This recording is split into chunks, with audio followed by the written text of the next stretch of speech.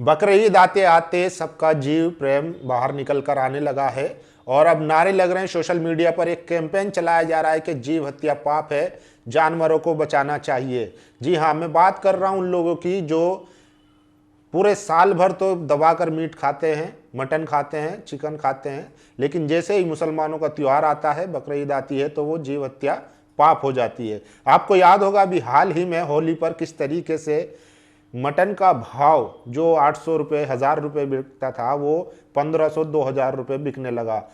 आप यूट्यूब पर social media पर डालेंगे कि होली पर मटन, तमाम वीडियो निकल के आ जाएंगी कि कितनी लंबी लंबी लाइनें लगी हुई थी। तो वो मीट या मटन कौन खा रहा था, वो नॉनवेज कौन खा रहा था, जो अब जो है जीव हत्या पाप होने की बात कर रहे हैं।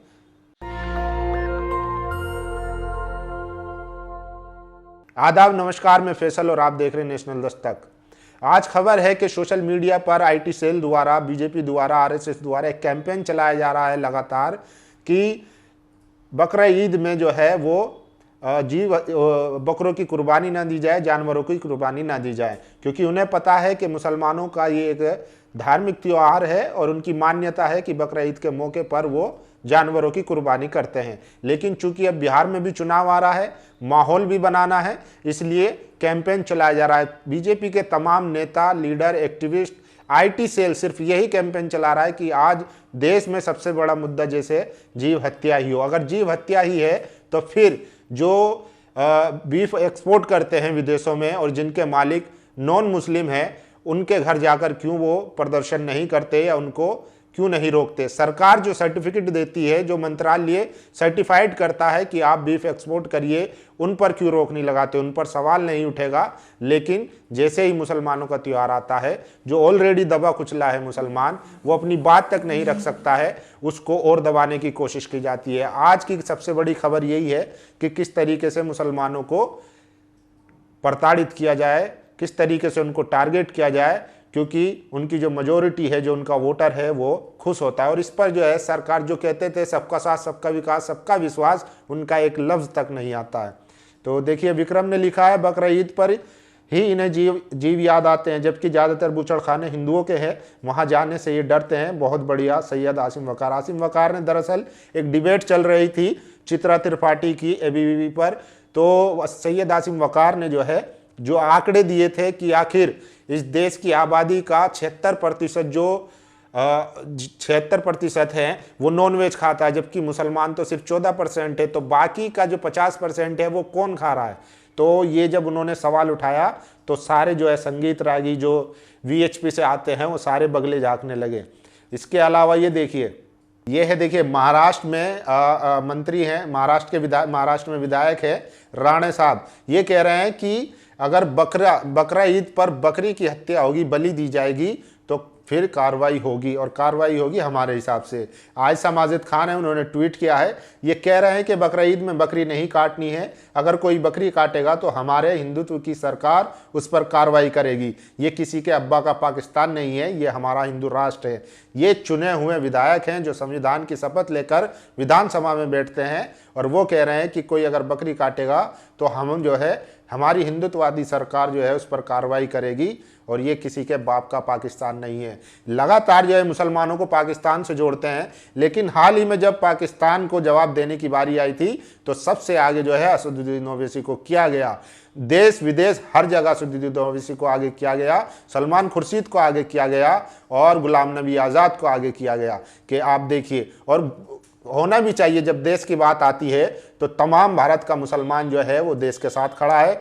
कर्नल सोफिया कुरैशी हो या असदुद्दीन ओवैसी हो, तमाम मुसलमान देश के साथ खड़ा था। लेकिन ये नफरती लोग जो भारत की छवि दुनिया में अच्छी करने गए थे, जो डेलीगेशन गया था, उनकी बातों में, और अब देखिए ये जो अंदर भारत के जो लोग हैं जो मुसलमानों से नफरत करते हैं बीजेपी के, उन पर कोई बात नहीं बोलेंगे। और जब जरूरत पड़ती है तो तमाम विपक्ष को और मुसलमानों को लेकर विदेशों में अपना फैलाया हुआ रायता साफ करने के लिए भेज देते हैं। इन जैसे लोगों, जो नीतीश राणे जैसे लोग हैं, इन पर कार्रवाई होनी चाहिए।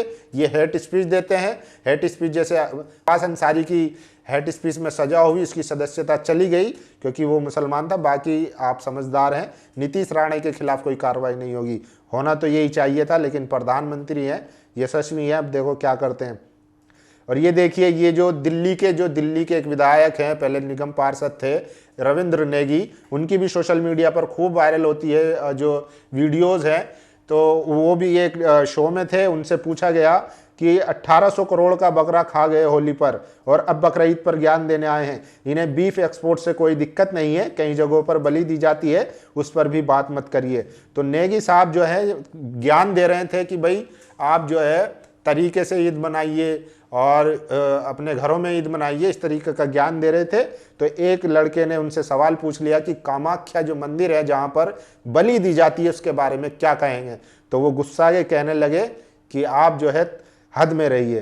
तो इस तरीके की बात है। और ये देखिए मोहम्मद अबसार है, जीव हत्या पाप है, सिलेक्टिव जीव या दया कैसे।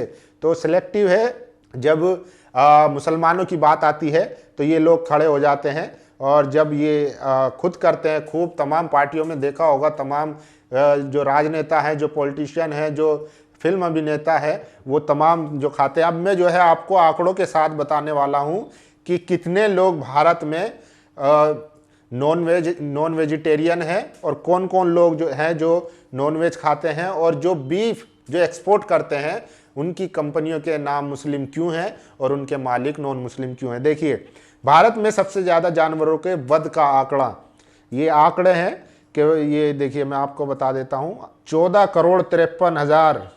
करोड़ से ज़्यादा जो है भैंसें जो होती हैं वो रोज़ जो है उनको जो है काटा जाता है, और 2.44 यानी कि 2 लाख से ज़्यादा जो है गाय काटी जाती है, 135 करोड़ से ज़्यादा जो है बकरी काटी जाती है, भेड़ 80 करोड़, और मुर्गे तो 33 करोड़ से ज़्यादा मुर्गे काटे जाते हैं। ये आंकड़े हैं, ये रोज़ के आंकड़े हैं भारत में जो काटे जा रहे हैं।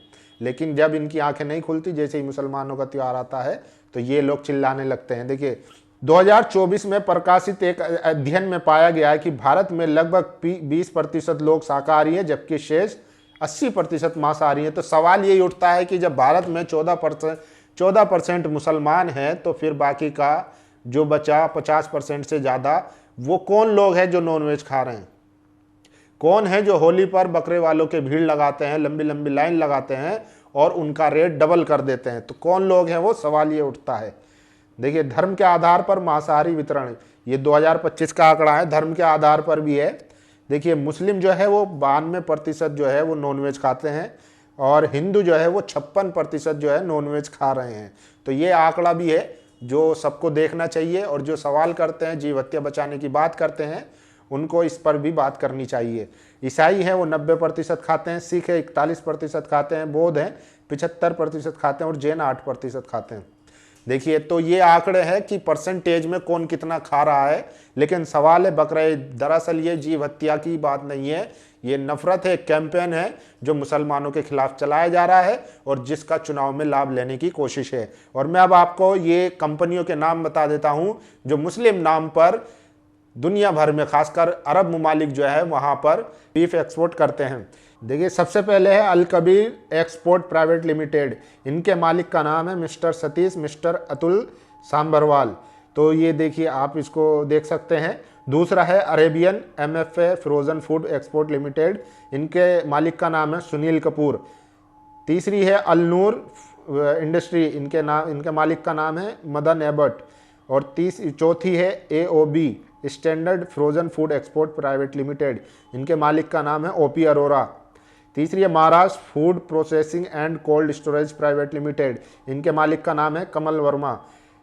चौथी है अल्दुआ फूड प्रोसेसिंग प्राइवेट लिमिटेड, इनके मालिक का नाम है सन्नी खट्टर। और फिर एक और है अल्दुआ फूड प्रोसेसिंग, ये गाजियाबाद UP में है। तो एक और है अल्दुआ फूड प्रोसेसिंग, इनके मालिक का नाम भी आप पढ़ सकते हैं। तो ये कंपनियां हैं जो पूरी दुनिया में, खासकर अरब ममालिक में बीफ एक्सपोर्ट करती है। लेकिन मुसलमानों पर जो इल्ज़ाम लगाया जाता है, लगातार उनको टारगेट किया जाता है, लगातार उनको बेइज्जत किया जाता है। आजकल आप देख रहे होंगे, आए दिन खबरें आ रही होगी सोशल मीडिया पर कि कोई अगर अपना जानवर ले जा रहा है कुर्बानी के लिए या किसी भी तरीके से, तो उन पर हमला किया जाता है। अभी की एक सबसे बड़ी खबर आ रही है कि गाजियाबाद में पुलिस वालों के सामने, जिसमें कहा जा रहा है कि मांस जा रहा था, उस ट्रक में हिंदुत्ववादी गुंडों ने आग लगा दी है और पुलिस तमाशाई भीड़ बनकर देखती रही। अभी आपको याद होगा अलीगढ़ में 4 लोगों पर जिस तरीके से हमला हुआ, लिंचिंग हुई, वो उनकी हत्या होते होते रह गई, लेकिन जिस तरीके से उन पर हमला हुआ वो आप सबने देखा।